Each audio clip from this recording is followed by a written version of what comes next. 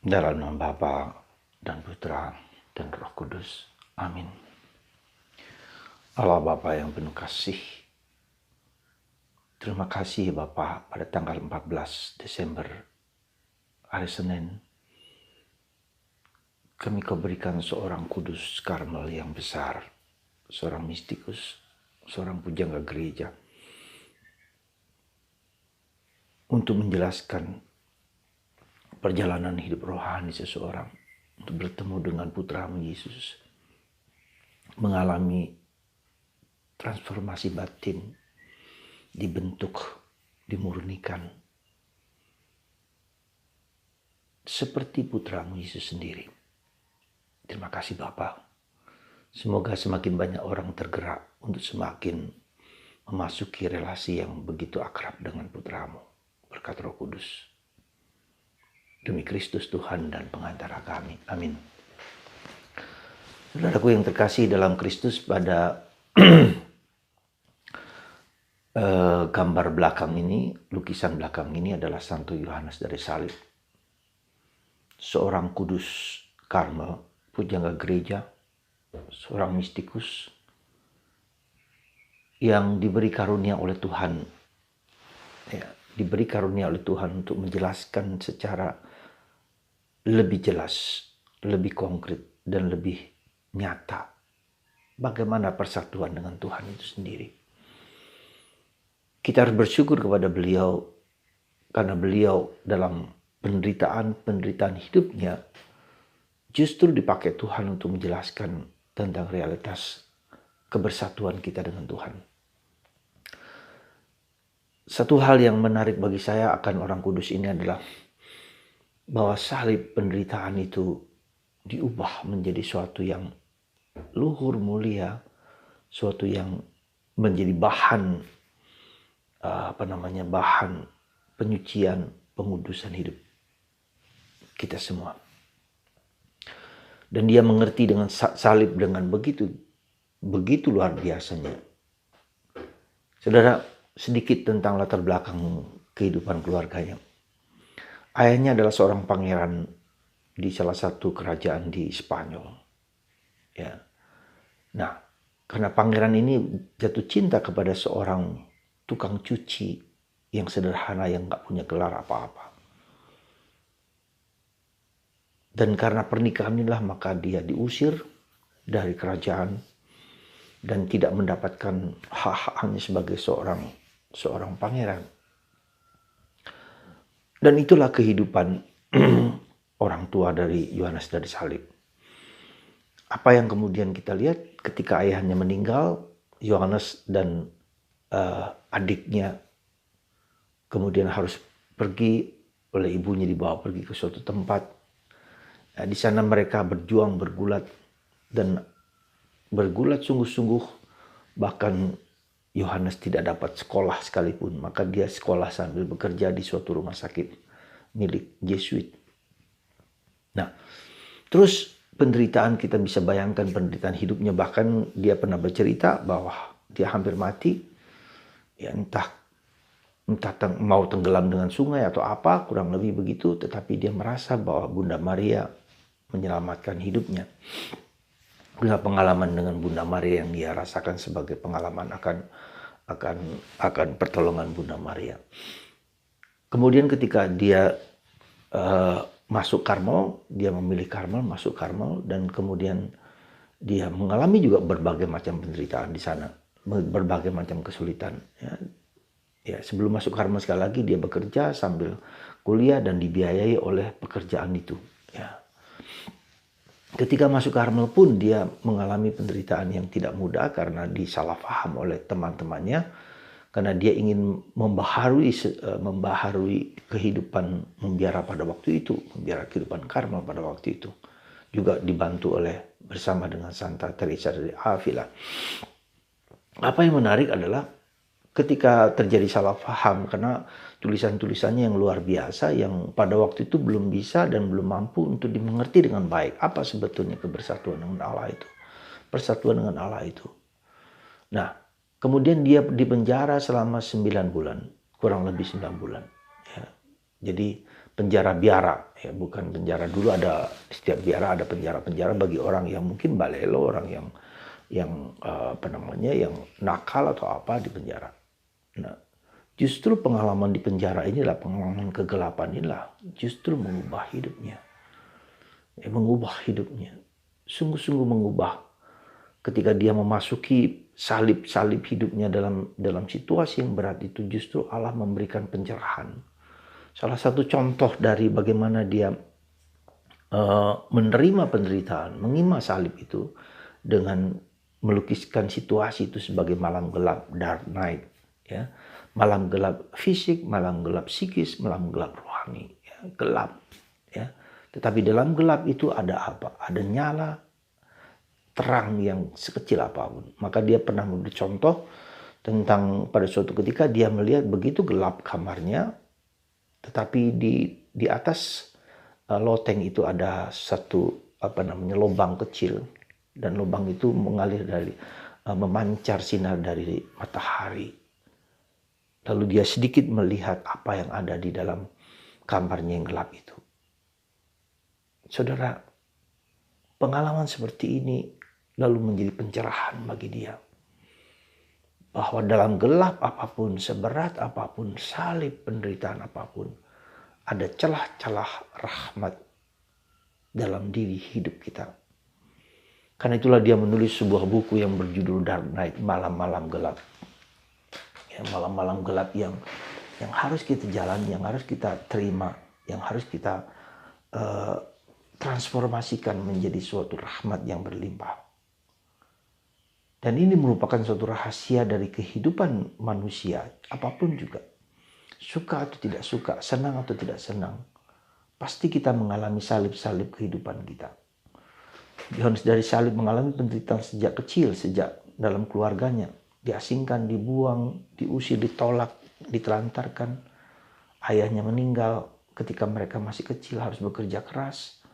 Ya, kemudian di biara juga mengalami hal-hal yang salah paham pada waktu itu, yang tidak bisa mengerti akan perjalanan hidup rohani yang bagi orang zaman tersebut tidak mampu diterima. Abad ke-15 ya. 14, 15, 16 begitu kan. Nah, pada zaman itu menjadi kesulitan. Dan akhirnya justru salib itu menjadi terang kegembiraan, sukacita bagi hidupnya dan menjadi titik berangkat dalam perjalanan hidup rohaninya. Selain malam gelap, tetapi juga nyanyian rohani, spiritual canticle, nada rohani, mendaki Gunung Karmel. Jadi perjalanan hidup rohani orang adalah seperti mendaki gunung, ya. Mendaki gunung, dan orang mendaki gunung tidak boleh membawa barang-barang yang begitu banyak, harus lepas bebas, ya. Mendaki dalam perjalanan rohani kita harus belajar lepas bebas, ya. Jadi beberapa hal, saudaraku, yang menarik bagi kita untuk kita renungkan lewat contoh Santo Yohanes dari salib ini adalah apa? Pertama, sikap lepas bebas. Ya. Apa artinya sikap lepas bebas? Hidup rohani kita bertumbuh kalau kita mulai merasa bahwa hal-hal duniawi, hal-hal lahiriah itu tidak lagi mempunyai makna nilai yang luar biasa. Orang tidak lagi menumpuk barang-barang tersebut, tapi mulai melepaskan. Ya, tidak lagi terpesona dengan barang-barang tersebut. Dalam bahasa yang ekstrim, Santo Paulus, segala sesuatu kuanggap sampah ketika aku mengenal Kristus. Nah, tanyalah kepada diri kita masing-masing. Apakah kita sudah mulai kehilangan rasa akan duniawi ini yang tidak punya makna banyak bagi hidup kita, meskipun tetap berguna. Ketika orang mulai kehilangan rasa itu, dan dia mulai masuk ke dalam suatu relasi yang lebih dalam dan sangat dalam dengan Kristus, mencari cara-cara dengan sikap melepaskan segala sesuatu yang bukan Allah. Dan itu bukanlah yang gampang. Dan itu dilukiskan seperti mendaki Gunung Karmel, mendaki, melepaskan. Di puncak Gunung Karmel itu adalah Allah Yesus yang mengundang kita, memanggil kita untuk bersatu, memikat. Jadi sikap lepas bebas. Dan ini saya tarik ini menjadi sesuatu yang penting bagi kita. Karena itulah yang menjadi salah satu tantangan terberat dalam hidup kita. Melepaskan ego kita. Melepaskan. Maka Yesus mengatakan kalau kamu tidak melepaskan dirimu sendiri dan mati terhadap dosa, terhadap egomu, kamu tidak layak disebut muridku. Dan ini kata-kata yang luar biasa untuk orang yang mau serius dalam hidup rohani. Dan tidak banyak orang yang bisa melakukan itu. Tidak banyak orang mau melepaskan barang-barang. Meskipun kemudian pada akhir hidup kita pun harus melepaskan. Ada seorang, katakanlah seorang Hotman Paris yang kaya itu hebat sekali. Dia bilang, dengan coronavirus ini apa? Coronavirus ini apa? Semua hartaku, semua milikku tidak ada artinya.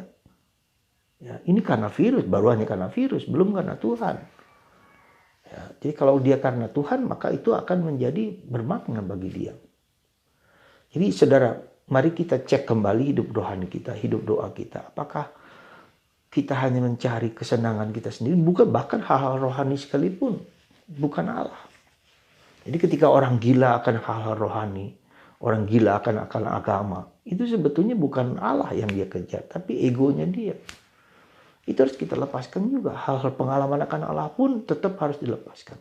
Jadi sekali lagi yang ada hanyalah kosong, nada, ya, nada, kosong, tidak ada.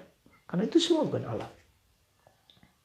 Yang pertama, yang kedua, kita harus tahu bahwa harus belajar menerima bahwa pengalaman pahit, sepahit-pahit apapun, kalau itu kita persembahkan kepada Tuhan, maka itu akan berubah menjadi rahmat.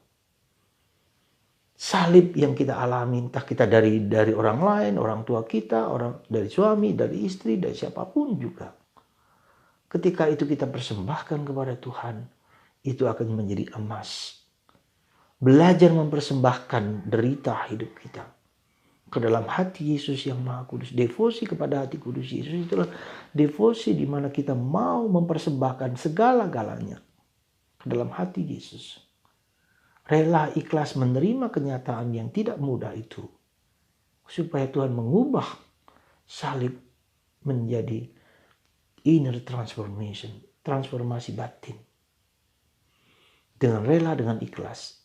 Nah, tandanya bahwa kita menerima itu yaitu kalau kita belajar melakukan segala sesuatu dengan cinta yang ketiga. Di mana tidak ada cinta, berikan cinta. Cinta itu bukan hanya orang lain, ya, orang yang kita benci, orang yang kita tidak suka, ya, siapa saja kita cintai dengan segala problem itu, dengan segala situasi yang dia berikan, nggak peduli dia sakit hati kepada kita. Juga cinta itu adalah cinta kepada diri kita sendiri, cinta kepada pekerjaan kita, cinta kepada hidup kita, cinta kepada yang sedang kita lakukan. Kalau kita melakukan doa dengan cinta, dengan ikhlas, dengan rela, maka itu akan menjadi berkat. Tapi kalau dengan berat, dengan tidak menyenangkan, maka itu juga menjadi berat. Sekali lagi yang ketiga, di mana tidak ada cinta, berikan cinta.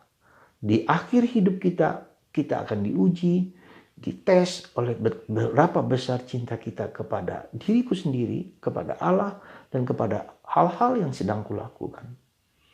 Jadi kalau Anda mulai, lihatlah, adakah suatu kerelaan, keikhlasan di dalam menjalankan segala sesuatu yang tidak selalu yang menarik, yang indah, yang baik, yang tidak baik pun kita cintai. Masuk ke dalam misteri salib, masuk dalam misteri dosa. Saudara, tidak berarti apa yang saya katakan ini adalah sesuatu yang sudah saya alami. Tidak, saya pun berjuang, berusaha seperti Anda. Kami juga, para imam juga berjuang untuk menghayati salib kasih Yesus itu dalam diri kami sendiri. Dan kami hayati. Dan kenapa itu harus berjalan sampai lama? 9 bulan, bayangkan 9 bulan di penjara. Dikasih makan seperti seorang yang sakit dikasih makan, diambil lagi dan seterusnya di bawah pintu dan seterusnya. Luar biasa. Pengalaman dihina, diejek, diperlakukan, ditolak dan seterusnya. Saudara, mari kita jadikan sampah-sampah hidup kita menjadi rahmat, terutama pada masa Natal ini. Kita persembahkan itu kepada hati Yesus, kita persembahkan itu kepada bayi Yesus, supaya Yesus mengubah pelan-pelan hidup kita. Sekali lagi pelan-pelan, tidak begitu drastis begitu. Sekali mari, saudaraku terkasih, kita mohon rahmat supaya Anda dan saya, kita semua tergerak untuk mendekati Yesus, mengalami Yesus dalam kehidupan sehari-hari dengan menerima realitas apapun juga, dengan penuh kasih, dengan penuh iman, dengan penuh kesabaran. Tuhan memberkati Anda sehingga kita semua kuat dalam kasih karunia yang melimpah dalam nama Bapa dan Putra dan Roh Kudus. Amin.